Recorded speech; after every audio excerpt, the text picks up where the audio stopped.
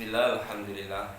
Nahmaduhu wa nusalli ala rasulihil karim, amma ba'd.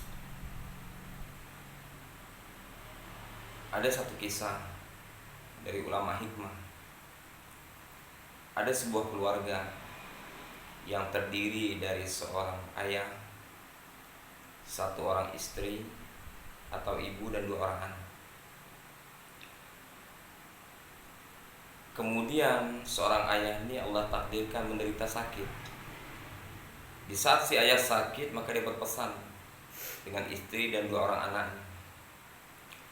Dia telah katakan, kelak ketika aku meninggal, maka aku wariskan warisanku berupa 19 ekor sapi. Warisanku berupa 19 ekor sapi. Ketentuan daripada pembagian waris, yang pertama, si ibu atau istri mendapatkan hak waris setengah. Kemudian anak yang paling tua atau yang pertama mendapatkan hak waris seperempat. Kemudian anak yang kedua mendapatkan hak waris seperlima. Ini pembagian waris yang diamanahkan oleh sang suami ketika ia sakit, sang ayah ketika ia sakit. Singkat cerita, ditakdirkan beliau pun meninggal dunia. Si ayah ini meninggal dunia. Kemudian setelah dia meninggal, maka ketika dia berwasiat, maka dia katakan, pesanku untuk membagi waris ini, dan jangan ada sapi yang dipotong. Jangan ada sapi yang dipotong. Bagi secara adil sesuai dengan amanah. Tapi syaratnya tidak boleh ada yang dipotong. Kemudian meninggal sang ayah atau suami tadi, maka istri dan anak-anak beliau, anak-anak almarhum tadi membagi. Si ibu telah mengambil haknya yang pertama, yaitu setengah. Dari 19 ekor sapi ini, ketika beliau hendak mengambil daripada haknya setengah, maka hasil tidak bisa diambil kecuali ada yang memberikan lebih atau dia mengurangi haknya. Karena hasilnya 9,5, 9 ekor setengah yang harus diambil oleh sang ibu. Kemudian dia katakan kepada yang pertama, si ibu dibilang, wahai anakku, dia katakan, sedekahkan untuk ibu setengahnya, sehingga ibu ambil jatah ibu 9, jatah ibu 10. Anak yang pertama tidak mau memberikan haknya. Ibu saya yang memberikan kepada saya setengah, sehingga ibu ambil hanya 9. Si ibu pun tidak mau memberikan kepada haknya. Kemudian, udah bu, kata anak yang pertama, saya ambil duluan.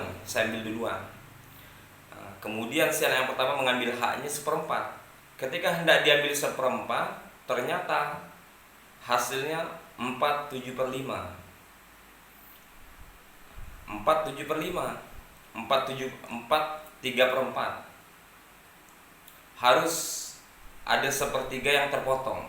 Harus ada, tidak bisa utuh. Kemudian anak yang pertama bilang dengan adiknya, wahai adikku, dia bilang, kau sedekahkanlah hakmu sedikit untuk abang, sehingga jatah abang menjadi 5 ekor sapi. Adik yang bungsu tidak mau berikan. Adik yang bungsu tidak mau memberikan.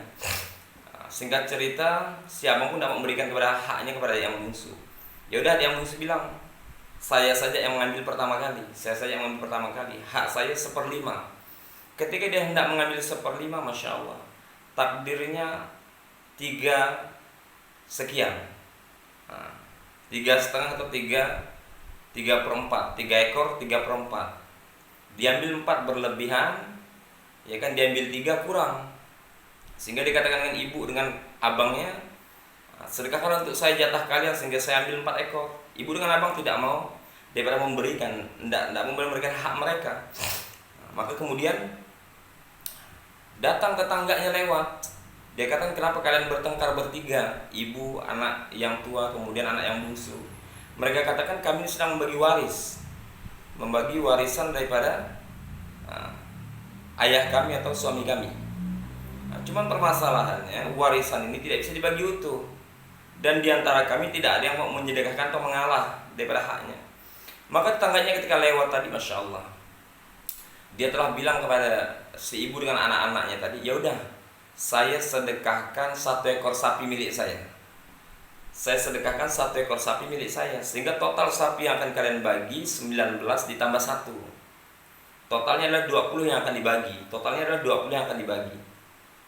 Maka dari 20 ini Masya Allah, ketika ibunya mengambil setengah haknya, maka terambillah jatah ibu dari 10 ekor dipisahkan hak ibu.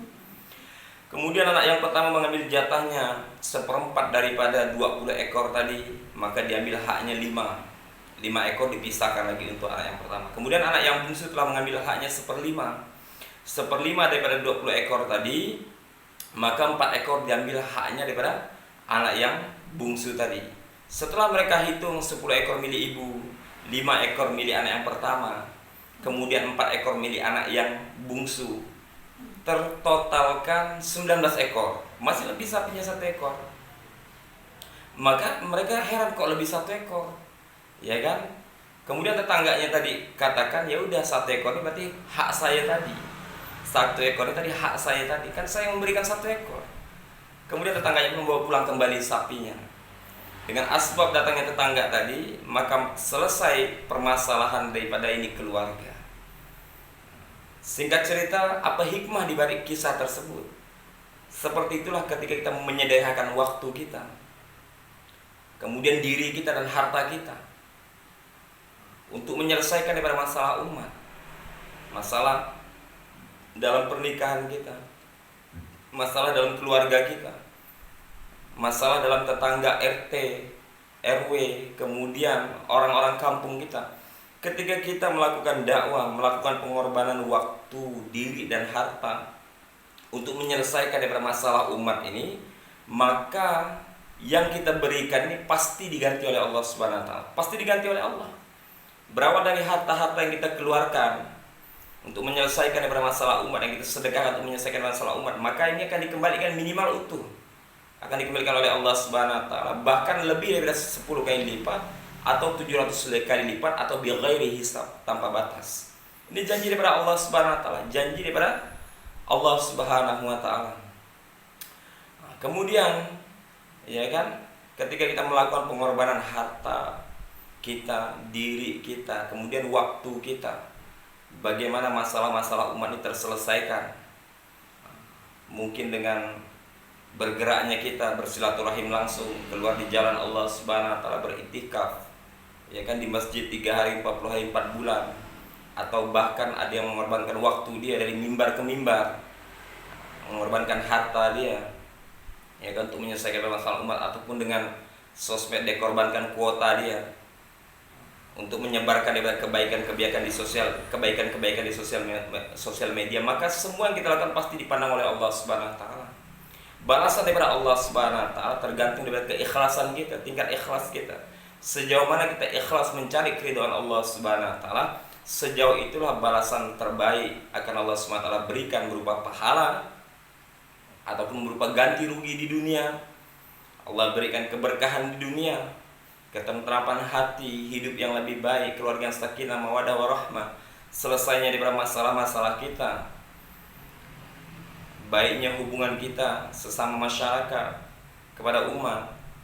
Ini bentuk daripada pertolongan Allah di dunia, kemudian di akhiratnya kelak Allah akan masukkan dalam surganya Allah Subhanahu wa taala. Semoga kita Allah Subhanahu wa taala berikan hidayah untuk menjadi insan-insan dakwah yang senantiasa berbagi kebaikan, mengajak kepada kebaikan, dan mencegah daripada kemungkaran.